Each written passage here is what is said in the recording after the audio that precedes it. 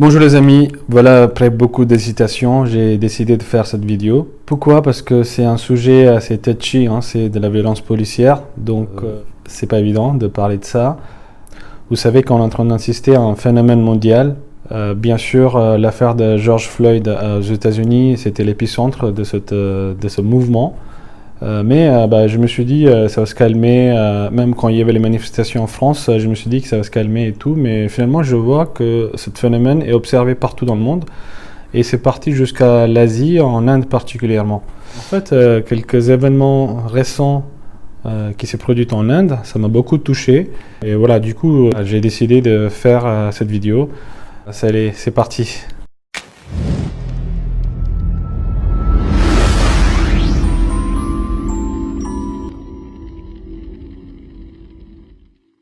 Comme vous savez tous, avec l'histoire de confinement, déconfinement et tout, la vie quotidienne de la majorité de la population sur Terre a beaucoup bouleversé ces derniers temps.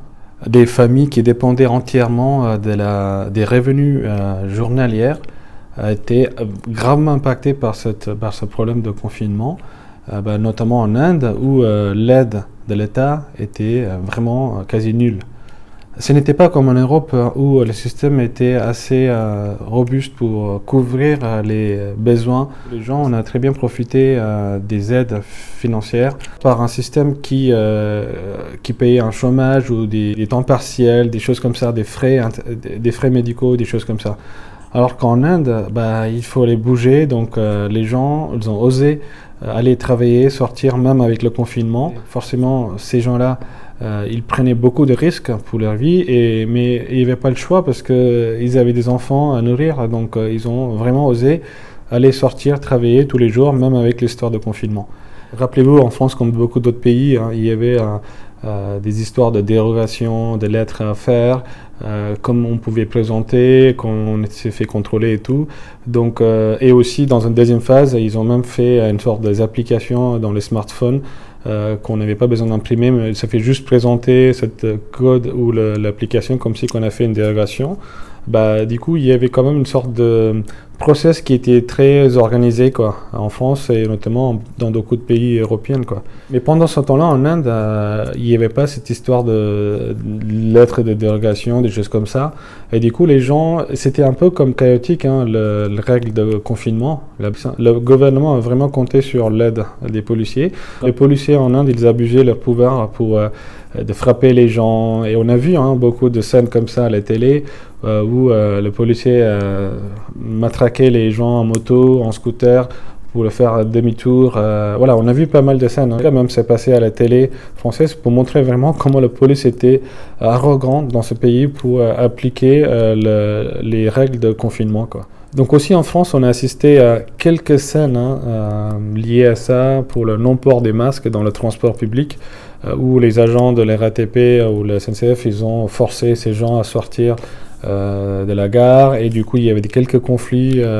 Voilà, mais ça a dégénéré un petit peu, mais voilà, mais on a vu quand même à Aulnay-sous-Bas où une femme enceinte était vraiment, ils ont fait un plaquage ventral au sol et c'était insupportable de voir ce type d'actions, mais c'est pas des policiers, mais c'est juste les agents de RATP, Mais bon, voilà, donc on a eu quelques cas comme ça, mais alors qu'en Inde, c'était en permanence. Parce qu'il y avait une mauvaise organisation de confinement de Covid dans ce pays. Le mouvement Black Lives Matter aux États-Unis, porté par les Américains, pour l'histoire de George Floyd, a été très très impressionnant parce que ça a montré au monde entier que finalement le pouvoir est au peuple. Je vous rappelle que le policier qui a interpellé George Floyd est actuellement en prison. Parce qu'il est isolé du public et il risquerait d'être en prison à vie parce qu'il est accusé d'un homicide volontaire. Donc c'est quand même ce pays, la justice, elle est sévère, mais c'est lent, mais c'est sévère.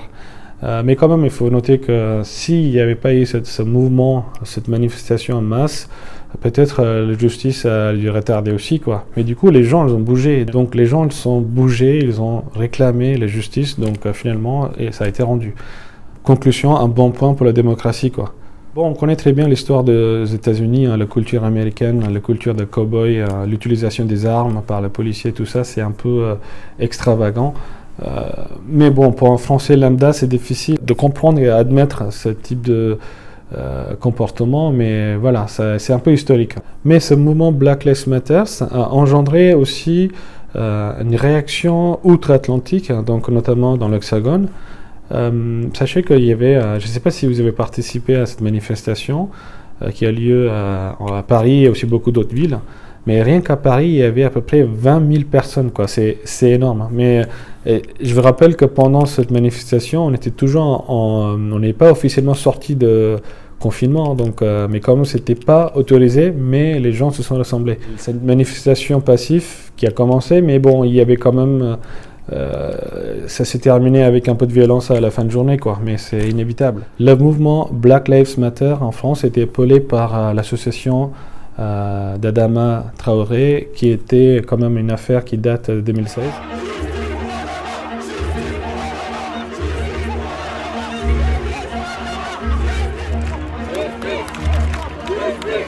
Quand on se bat pour Adama, on se bat pour tous les Adama Traoré. Ce combat, on ne le lâchera pas. C'est pour Adama. On est devant un tribunal parce que c'est la justice qu'on veut. C'est tout ce qu'on veut. Tant qu'on n'aura pas la justice, il n'y aura pas de paix. C'est tout. Justice pour Adama. Justice pour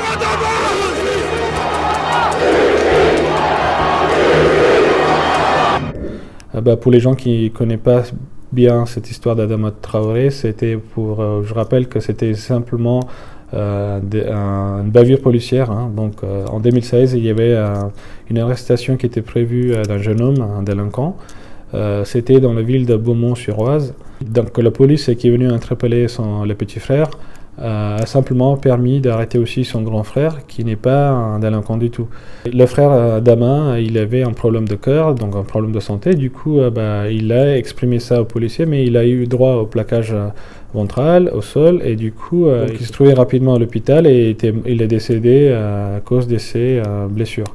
Donc la sœur d'Adama, Assa, qui a monté une association, et ça fait un moment qu'elle lutte pour avoir la justice dans cette affaire.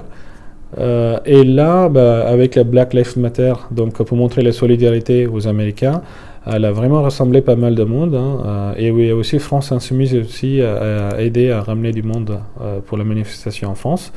Donc c'était une manifestation très bien réussie pour moi. Et beaucoup de gens étaient choqués pour voir comment il y avait autant de monde qui se sont rassemblés alors qu'on était toujours en confinement, quoi. Je vous rappelle que depuis 2019, avec le mouvement des Gilets jaunes, et aussi qui a suivi, c'est-à-dire la réforme des retraites, on y avait quand même un sacré clivage entre la police et les Français, Français lambda. Donc la violence policière était déjà installée en France depuis un moment, mais ce n'était pas le même niveau de gravité. Mais il faut toujours un facteur qui doit déclencher à n'importe quel moment, donc ça a pris du temps.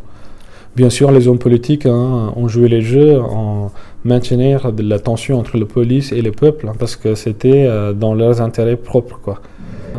Mais on a toujours tendance à oublier, parce qu'il y a eu pas mal des affaires pendant le mouvement des Gilets jaunes, c'est-à-dire depuis 2019, beaucoup d'affaires qui étaient mal menées en France par la police. Il faut se rappeler que depuis le mouvement des Gilets jaunes, le nombre de personnes mutilées, c'est-à-dire qui a perdu un bras, et le nombre de personnes éborgnées, c'est-à-dire qui a perdu un œil, ont continué d'augmenter, quoi. Les yeux crevés sont les conséquences d'utilisation de l'arme LBD par la police, tout comme le détonateur GLI F4 qui provoque la mutilation des bras.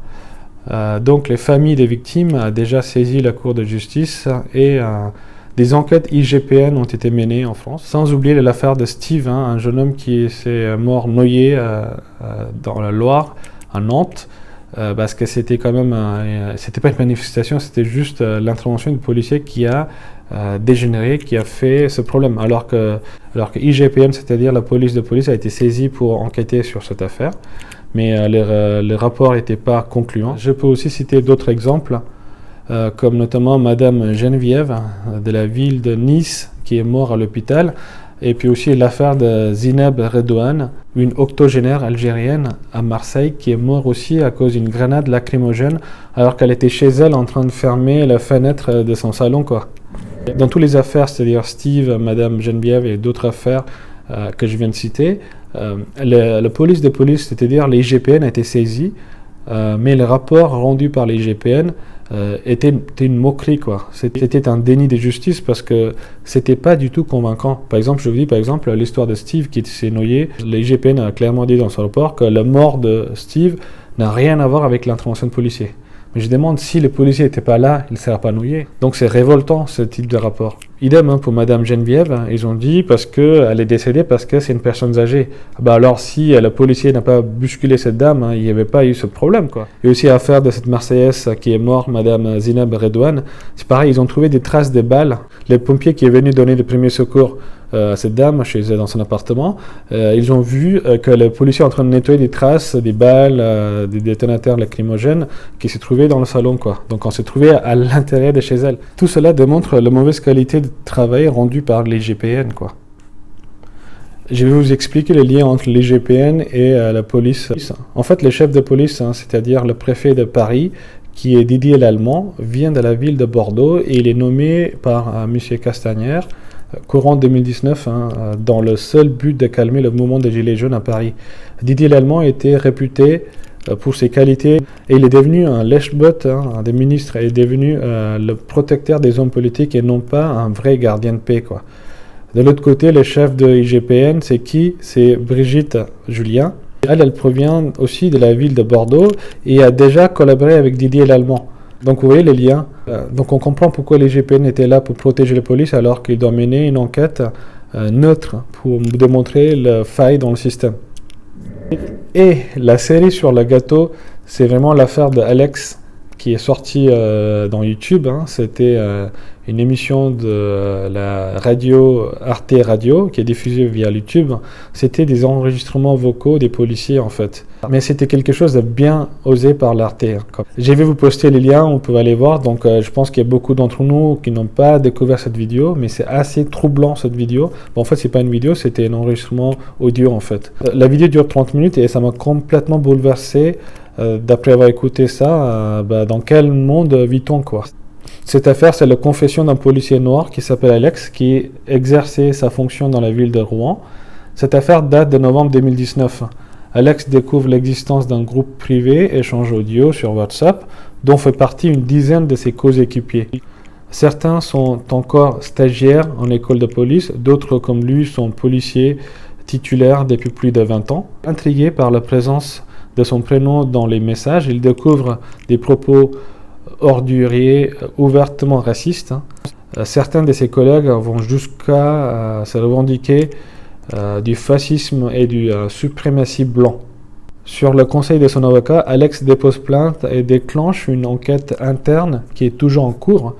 Donc ça fait plus de 6 mois. Donc cette affaire date de novembre 2019, mais on est toujours là en juin 2020. Mais la seule chose qui s'est passée, c'est qu'ils ont simplement muté Alex dans une autre fonction, dans une autre équipe. Mais du coup, c'est pas ça qu'on attendait. Mais c'est les vrais policiers qui faisaient partie de ce groupe WhatsApp, qui ont parlé, ils ont vraiment incité la haine dans leurs conversations WhatsApp. Mais ils ont toujours en service, quoi. Mais ce qui me fait peur, que ces gens-là, qui sont toujours en contact avec le public au quotidien et qui portent des armes, mais pas normal du tout. En fait, ceci explique clairement pourquoi il y avait autant de violence pendant le mouvement des Gilets jaunes. Parce que le mouvement des Gilets jaunes était aussi évoqué dans cette conversation par certains policiers pour dire qu'il faut déclencher la guerre raciale, allez, ils vont se crever entre eux, préparer les fusils d'assaut et tout, mais c'était vraiment troublant. Mais je vous demande de vraiment l'écouter, c'était pas juste pour faire peur, ou c'est pas pour inciter la haine, quoi. C'était juste pour comprendre qu'il faut savoir ce qui se passe dans cette société. Parce que demain, s'il y a une manifestation, j'hésiterai d'aller parce que maintenant que ça me fait peur, parce que parmi ce groupe de policiers, donc de gentils policiers, j'ai pas dit que tous les policiers c'est des méchants, il peut y avoir un con, mais qui peut nous tirer dessus, quoi. Donc ça, il n'y a pas de retour en arrière. Donc du coup, ces éléments-là, il faut les éradiquer, en fait. C'est comme des virus, en fait. Vous savez, en fait, je vous explique un exemple. Un virus, qu'est-ce qu'il fait? Il pénètre dans un corps humain, il va transformer les autres cellules pour travailler pour lui. Et de la même façon, cet élément-là, même si on dit que c'est une poignée de gens, ouais, ce groupe, il y avait qu'une quinzaine de personnes, c'est rien de grave, on ne sait pas, il y a encore d'autres groupes WhatsApp qui traînent un peu en cachette, mais on ne sait pas quel type de conversations sont menées par ces personnes hyper racistes, en fait. Et donc, un exemple concret. S'il y a une personne et une équipe de 5 policiers, ils font les patrouilles, mais c'est juste une personne qui a cette mentalité qui n'aime pas les étrangers. Donc qu'est-ce qu'il va faire? Il va simplement, pendant le contrôle, il va forcément déborder un peu, faire quelque chose de violent. Et là, les autres gentils policiers qui sont avec nous, mais vous avez remarqué, ils sont toujours, ils se couvrent entre eux. Ils ne vont pas dénoncer des choses. Souvent, le mode de fonctionnement, c'est toujours d'être d'accord avec les décisions qui étaient prises par n'importe quelle personne dans l'équipe, en fait. Ils ne vont jamais demander de ne pas faire ça et tout, c'est rare. Hein. Du coup, le gars qui va faire quelque chose comme ça de violent, les autres, ils vont aussi aller dans ce sens, même si c'est dans de gentils policiers, les autres, ils vont faire. Du coup, c'est pour ça que je dis, ces éléments comme ça, il faut les éradiquer tout de suite. Hein. Ces personnes-là, ils traînent encore dans la nature et ils sont encore en train d'exercer leurs fonctions. Donc c'est assez flippant. Enfin, précisément, ils ont passé un conseil disciplinaire, mais c'est tout. Mais qu'il y avait 2 jeunes qui n'étaient pas encore, ils étaient encore dans l'école de police, qui étaient dans le groupe, ils ont eu des sanctions. Mais à part ça, les autres, ils sont là. Vous savez qu'est-ce qu'ils disent, le juge? En fait, ils disent que c'est comme c'est une WhatsApp, c'est un groupe privé. La conversation privée, ça reste privé. Même s'il y a 100 personnes dedans, ça reste privé. Du coup, le maximum d'amende qu'on peut avoir, c'est avoir une amende de 1500 € et c'est tout. Parce que c'est un discours qui a lieu dans un endroit privé, quoi. Mais attends, bordel, mais que ce soit privé ou public, peu importe, mais on se rend compte que c'est des policiers. S'il se passe, je sais pas, entre les copains, je sais pas, mais des catégories un peu spéciales, je sais pas moi, des riches qui ont un groupe, qui parlent de ça, je comprendrais. Mais là, on parle des policiers qui doivent respecter les lois de la déontologie, qui tiennent des propos comme ça, c'est assez troublant. Bon, la seule bonne nouvelle est qu'avec les multiples plaintes et des manifestations, finalement, Castagnère, le ministre, il a accepté qu'on va changer l'IGPN parce que c'est aussi un vieux système qui est là depuis un moment. Ils n'ont jamais réformé cette institution. Il y a à peu près 280 agents qui représentent l'IGPN, quoi, toute la France. Et du coup, ce n'est pas assez. Pareil, quand j'ai dit les liens entre le chef de police, c'est-à-dire le préfet de Paris, Didier Lallemand, et le chef de l'IGPN, Brigitte, mais c'est mieux d'avoir des relations, mais les 2 personnes viennent de la même ville. Ils ont déjà travaillé ensemble, du coup, il y a toujours un conflit d'intérêt dans l'exercice de pouvoir. Donc, du coup, ça, il faut faire attention. Il faut faire très attention quand les personnes sont nominées en termes de chef des institutions, quoi. Bon, sachez que je ne suis pas contre les policiers. Je sais que le travail, il est dur. Ils sont là pour nous. Ben, c'est pas comme d'autres pays, comme la Russie ou d'autres pays. Mais quand même, il y a des bavures par-ci, par-là. Et, le souci est qu'il y a beaucoup de policiers qui ne dénoncent pas ce qui se passe dans ce système. Et ça, il faut qu'ils osent parler des choses. Ils ont le droit de dire ça. Hein. Ils peuvent très bien exercer leur fonction.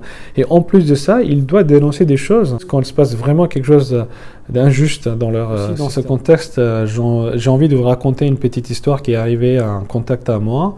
C'est un jeune étudiant indien installé à Paris pour préparer son master. Donc c'est quelqu'un ça fait 6 mois qu'il est là en France, donc il parle pas bien français non plus, il peut pas bien exprimer en français parce que c'est un étudiant indien, quoi. Bah, ce gars-là, il travaillait dans une boutique l'alimentation générale vite fait le soir pour boucler ses fins de mois, justement avec le problème de Covid, de confinement et tout. Là un jour, des policiers débarquent chez lui, chez lui, c'est-à-dire dans son lieu de travail là. Ils l'ont mis une menotte et puis ils l'ont embarqué au commissariat de 15e. Le gars n'a rien compris, ils n'ont donné aucune explication sur place, le policier. Et du coup, ses camarades de classe, ils ont parti chercher au commissariat de 15e, ils ont demandé des renseignements, mais ils ont tout refusé. Après 3 jours de garde à vue, c'est-à-dire 2 nuits passées dans la cellule, ils l'ont libéré. Vous savez quoi? Quelle raison? Simplement, c'est un problème d'identité. Ils se sont trompés de son identité pour quelqu'un d'autre qu'ils étaient recherchés. Donc du coup, un simple désolé, et puis on laissait partir. Le gars, cet étudiant indien, il avait son passeport biométrique, il y avait sa carte étudiant de l'école où il était inscrit. Il expliquait quand même en anglais qu'il fait ses études, mais sauf que c'est quelqu'un de timide à la base aussi, donc c'était pas évident de prendre le courage d'affronter ce type de situation, quoi. Mais le pauvre gars, il est resté 3 jours, et puis voilà. Et je compare cet incident avec le même problème de frère Traoré, parce que Adama Traoré, c'est pareil, hein, il s'est fait interpeller parce que c'est un problème d'identité, parce que c'était un noir. Si ça ne peut pas arriver à un homme blanc, ce type de situation, parce qu'on arrête son frère, on arrête aussi son petit frère. Ils ont du mal à faire la distinction entre 2 gars, mais c'est n'importe quoi.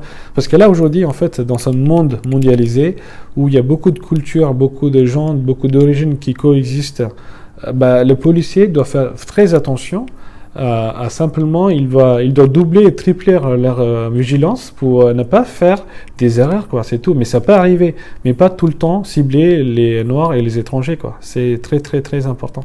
Maintenant, partons en Inde, où c'est un pays où la violence policière, c'est sans équivoque. Cette violence policière, c'était hérité depuis le temps des Britanniques, de la colonisation. À la base, la preuve tangible, c'est l'uniforme qu'ils portent les policiers aujourd'hui, la kaki. Ça montre clairement que c'est quelque chose qu'ils voulaient faire, c'était montrer l'autorité, en fait, pour dire qu'ils avaient le contrôle, de régner la peur vers ces peuples, en fait. Donc, corruption à fond, bakshish, pot de vin, abus de pouvoir, etc. Donc c'est un rappel de contexte. Nous, les Indiens, les Franco-Indiens, on connaît très bien cette histoire de policiers en Inde. Avec les règlements de confinement de Covid en Inde actuellement, les policiers, ils se permettent de tout faire sous prétexte de respecter l'hygiène contre le virus Covid. On a constaté pas mal des incidents partout en Inde qui sont simplement des abus de pouvoir, en fait. C'est un problème d'ego qui déclenchait pas mal de problèmes avec le public et les polices. Parce que la police utilise à tout va la force, ils osent lever la main, alors qu'ils n'ont pas normalement le droit de faire ça. Donc c'est vraiment compliqué à comprendre le pouvoir de police dans ce pays, quoi. Ce qui m'a bouleversé, que la semaine dernière, il y a eu un événement tragique. C'était dans la ville, ça s'est passé dans la ville de Thoothukudi, qui est très connue aussi pour l'affaire de Sterling manifestation. Je ne sais pas si vous vous rappelez. Dans cette ville de Thoothukudi, il y avait une usine qui posait beaucoup de problèmes pour le public, et du coup il y avait des manifestations. Pendant cette manifestation, la police a tué 13 personnes innocentes qui sont en train de manifester passivement, quoi. C'est vraiment quelque chose de grave. Rien que ça, la justice n'a pas été rendue dans ce pays, mais c'est pour ça que ça enchaîne encore. Donc cette nouvelle histoire, c'est quoi? Les policiers sont rentrés en conflit avec des gérants d'une petite boutique de téléphones portables, soi-disant qu'ils ne respectaient pas les horaires de fermeture de Covid. Il paraît qu'il faut fermer la boutique à 20h. Je ne sais pas, est-ce que c'est un lien avec le virus? Est-ce qu'ils travaillent en respectant des horaires? Je ne sais pas. Mais c'est n'importe quoi comme loi, parce qu'ils disent que soit on fait le confinement, tout est fermé, ou c'est bon, ouvert, quoi. Mais c'est quoi le règlement de 20h fermeture? Je ne sais pas. Du coup, en fait, les policiers, ils ont rentré en conflit avec ces personnes parce qu'ils ont resté la boutique ouverte 10 minutes de plus. Mais c'est rien de grave, quoi. Les gars, ils sont en train de négocier avec les polices pour dire « Ok, on va sortir et tout », mais alors que là, les polices, ils insultent, ils font n'importe quoi. Et du coup, ça génère facilement ce type de situation. Il y a une histoire qu'on n'est pas encore confirmée, mais il paraît que dans le passé, un de ces policiers voulait procurer gratuitement un téléphone portable, un smartphone dans la boutique, sauf que le gérant l'a refusé parce qu'il a dit simplement il faut le payer, comme tout, vous savez, quand un boutique, un restaurant, on a déjà vu dans le cinéma indien, donc la police, ils vont dans la boutique, ils mangent, ils ne payent pas la facture, et en plus ils prennent emporter pour la famille, pour tout le policier, ils vont comme ça, c'est comme si tout est permis, quoi. C'est une sorte d'avantage à nature qu'ils récupèrent pour la fonction de police qu'ils exercent, en fait. Du coup, comme le gérant, a refusé de donner un portable gratuitement à ce policier, là, du coup, le policier, il attendait à faire une vengeance, quoi. Du coup, il attendait une occasion pour créer un problème pour son patron, quoi. Du coup, le gérant et son fils, tous les deux, ont été embarqués par la police au commissariat. Et là, ce n'est pas fini. Toute la nuit, ils ont torturé physiquement le papa et son fils en les frappant à mort. Oui, vraiment à mort, parce que tous les deux ont décédé suite à ces blessures, quoi. Sauf que là, ce qui me révolte dans cette histoire, c'est la police, ils ont fait un rapport avec un médecin malhonnête. Simplement, ils ont dit que parce qu'ils se sont disputés tous les deux, c'est-à-dire papa et fils, ils se sont roulés par terre, et du coup, c'est pour ça qu'il y avait des blessures, et du coup, ce qui a provoqué l'infection. Alors que, sachez que la maman et la sœur, ils sont en train de pleurer devant la télé. Ils ont fait des tortures de malades, c'est-à-dire qu'il y a des pratiques en Inde un peu bizarres, on ne connaît pas très bien. C'est vraiment quelque chose qui se passe dans le système de police. Il y a eu beaucoup de cas. Et ils vont fracturer la jambe et le bras. Ils vont dire simplement dans le rapport que parce qu'il s'est glissé dans le toilette. C'est vraiment c'est une coutume là-bas. Ils ont enfoncé un gros bâton dans l'arrière, dans l'anus, et on tapait sur le bâton. Et bien évidemment, ça fait une douleur d'enfer, quoi. Mais du coup, apparemment, il y a une infection, le gars, il a saigné et tout. C'est ça que la maman, elle se plaignait, parce que quand ils ont été alertés pour aller voir à l'hôpital, elle voyait que le gars, il n'arrêtait pas de saigner et tout, quoi. Mais c'était des gros n'importe quoi. Du coup, en fait, le fils, il a une crise cardiaque tout de suite à l'hôpital. Je ne sais pas pour quelle raison encore. Et puis, tout de suite après aussi, le père aussi, il avait une fièvre. Il est décédé du coup, sur le même jour. Je demande est-ce qu'il méritait vraiment ce type de traitement alors que c'était pas des criminels, quoi. Mais pour moi, c'est carrément du viol parce que, vous savez, pénétrer un objet sur le corps d'un individu sans l'autorisation de la personne, c'est du vol. Hein. C'est l'explication qui est donnée par le dictionnaire Larousse. Et là, ils n'ont pas le droit de faire ce type de choses, même s'il reste un criminel. On ne peut pas faire ce type d'intervention, quoi. Encore dans cette histoire qui me révolte, c'est ils ont le courage de déclarer que, simplement, dans la FIR, que, voilà, parce qu'ils sont disputés, ils sont roulés par terre, ils sont morts à cause de ces blessures, quoi. Et je ne sais pas quelle mentalité qu'ils ont, ces gars, quoi. Et puis, un autre cas pareil qui s'est passé en même temps, c'était une vendeuse d'Itali, vous savez, la galette de riz, là. Et du coup, en fait, c'est des vendeurs ambulants, une sorte de fast-food ils vendent dans la rue, en fait. Du coup, là, c'est pareil. Il y avait un conflit parce que les policiers, ils veulent l'insulter. Vous avez les vidéos, hein, vous pouvez voir. En fait, cette vendeuse d'Itali, là, elle avait droit à des insultes des policiers car elle a pris 10 minutes, 20 minutes de plus pour fermer son restaurant mobile. Toute la scène a été filmée par un gars qui a été frappé à son tour aussi par les policiers. Du coup, tout ça, ça se passe devant le fils de sa maman qui s'est fait insulter. Ce garçon qui est un écolier, je pense qu'il doit avoir 13-15 ans, sur le coup de colère, il a réagi comment? Il n'a pas frappé le policier en fait. Du coup, il a réagi sans réfléchir. Il est parti. Il avait le scooter, la moto du policier. Il a fermé les clés. Il a enlevé la clé de son scooter, juste pour montrer un peu sa colère, quoi. Devinez ce qui s'est passé tout de suite. Hein. Le policier, il y avait 4 policiers. Ils l'ont tabassé sur place devant sa maman, devant ses parents, parce que le père aussi il était là. Mais ils l'ont tabassé, ils l'ont déchiré la chemise et tout sort dans la rue, quoi. Mais après, ils l'ont embarqué encore dans la voiture. Je ne sais pas, est-ce que les mineurs, est-ce que les policiers, ils ont le droit d'embarquer tout seul à un commissariat comme ça en France? Parce que là, ils l'ont fait. Ils l'ont embarqué, les parents, la maman, pendant un moment, pendant tout ce temps-là, maman, elle pleure pour dire non, ne frappez pas mon fils et tout, mais le policier, il n'écoutait même pas, quoi. Mais vous savez, en fait, le gars aussi, on entend le garçon qui dit pourquoi elle a fait, maman? Parce que je peux pas voir, tu te fais insulter par un policier, c'est pas normal, maman, c'est pour ça que j'ai fait ça et tout. Mais non, ils l'ont pas écouté, ils l'ont tabassé. Là, encore pire des choses, les gens qui se passent à côté, ils sont occupés, quoi. Ils sont occupés, ils ont d'autres choses à faire, peut-être ils vont voir le serial à la télé.